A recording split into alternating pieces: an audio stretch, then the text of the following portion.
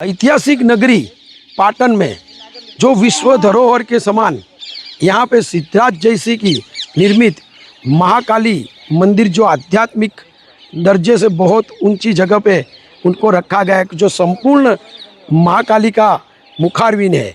उसके बाद यहाँ पे जो शायद सहस्त्रलिंग तालाब सबसे बड़ी योजना थी शुद्ध पानी की, जो 1000 शिवलिंग से निर्मित है, वो इस पाटन नगरी में है। उसके बाद आप जहाँ पे खड़े हैं और रानी उदयमती ने राजा भीमदेव प्रथम की याद में ये प्रेम की निशानी बनाई थी।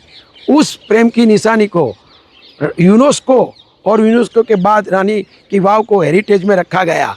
उस हेरिटेज वाव के सामने जब नरेंद्र मोदी जी वड़ा प्रधान बने थे, उस टाइम पे इसको जब निर्मित किया गया, भारत सरकार के 100 की नोट की पीछे उसकी छवि रखी गई।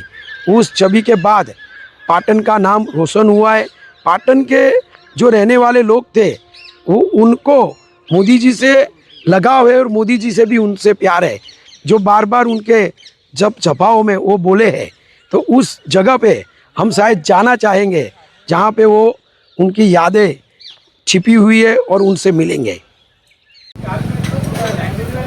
हम उस एरिया में खड़े हैं जहाँ पाटन की गलियाँ है, जहाँ वो एरिया है सोनीवा, जहाँ की उस मोहल्ले में मोदी जी रहते थे, वहाँ हम जाएंगे। स्टार्ट। सोनीवाड़ा की यही पोल है जिसको वरखड़ी की पोल कहा जाता है। यहाँ पर भी मोदी जी वासुदेव भाई पाध्याय के जो जन सेवक थे, उनके वहाँ भी उन्होंने समय और दिन निकाले। सोनीवाड़ा का यही मोहल्ला और यही पोल है जिसको कागड़ा की पोल कहा जाता है। यहाँ पे मोदी जी ने कई समय और कई साल यहाँ पे बिताए और यही हर बार वो उनकी सभाओं में बोला करते हैं कि मैं सोनीवाड़ा की कागड़ा की पोल में रहता था। तो यही पोल है जो ये कागड़ा की पोल कही जाती है। उसके बाद वो यहाँ जन सेवकों से भी मिलते थे, जिनसे हम बात करवाएंगे। यहाँ आगे वरखड़ी की पोल में भी वो उनके जन सेवक के साथ रहे होंगे और रहे थे। वही जगह के बाद हम आपको रमेश भाई के सोनी, जो उनके जन सेवक थे, उनके साथ मिलाएंगे और बात करवाएंगे।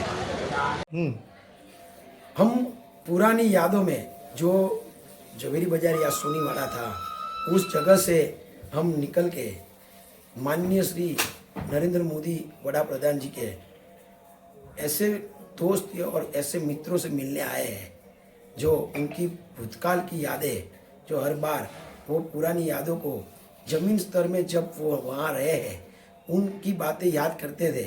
तो हम मिलेंगे प्रोफेसर रमेश भाई सोनी से। रमेश भाई, मैं गुजराती में बात करूँगा आपसे। આપની જે જૂની વાતો હતી મોદી સાહેબ સાથે, તો એ વાતોમાં તમે મોદી સાહેબની સાથે કેટલા નિકટ હતા? માનની નરેન્દ્રભાઈ મોદીના પ્રાચીન જે સંસ્મરણો છે તો ખૂબ નિકટના હતા મારા. એ પાટણમાં સોનીવાડામાં વાસુદેવી પાધ્યાને ત્યાં ઉતર્યા હતા અને પછી મારે ત્યાં રાષ્ટ્રીય સ્વયંસેવક સંઘના દક્ષિણાંચલ ક્ષેત્રીય પ્રચારક માનની શ્રી યાદવજી પધાર્યા. એમની સાથે નરેન્દ્રભાઈ મોદી મારે આવ્યા હતા, મારે ઘેર આખું દિવસ રહ્યા હતા, જમ્યા હતા, સૂઈ ગયા હતા. અને એક વખતે ઘણી બધી વાતો થઈ હતી. એ વખતે અમારો ઘનિષ્ઠ પરિચય થયો. એ પછી પાટણમાં જાડેશ્વર મહાદેવમાં સંઘના સ્વયંસેવકોનું પરિવાર મિલન હતું, એમાં એ વક્તા તરીકે આવ્યા હતા. ત્યારે પણ અમારે ખૂબ ચર્ચાઓ થઈ હતી. એ પછી એમના એક સંબંધી અમેરિકાથી આવ્યા હતા. એમને રાણીની વાવ અને સહસ્ત્રિંગ તળાવ બતાવવા માટે હું એમની સાથે ગયો હતો. નરેન્દ્રભાઈ પાટણમાં ઘણા સરસ કામ કર્યા છે. પાટણમાં સુભાષ ચોક છે, એમાં સુભાષ બાબુનું જે પ્રતિમા છે એનું ઉદ્ઘાટન કરવા આવ્યા હતા. ત્યારે બધા એમનું પ્રવચન સામે દેશભક્તિ ત્રેબોળ થઈ ગયા હતા. જીમખાનામાં વિશ્વ હિન્દુ પરિષદનું સંમેલન હતું, એમાં ખૂબ મને પ્રવચન આપ્યું હતું. અને પછી તો એ સંભાગ પ્રચારક થયા એટલે અમારો વારંવાર મળવાનું થતું હતું. મજાક પણ કરે અને ક્રિટિસાઇઝ પણ કરે કે તમે આમ કરો આમ કરો. એટલે અમારે નજીક સંપર્ક હતો. એમના સંવત્સરોનો ખૂબ યાદ આવે છે, મજા આવે છે. અને કટોકટીમાં અમે જેમને કામ કર્યું હતું એ જ્યારે વાંચીએ છીએ ત્યારે રોમાંચિત થઈ જવાય છે. એ વખતે શીખ બનીને આવ્યા હતા, કામ કરતા હતા.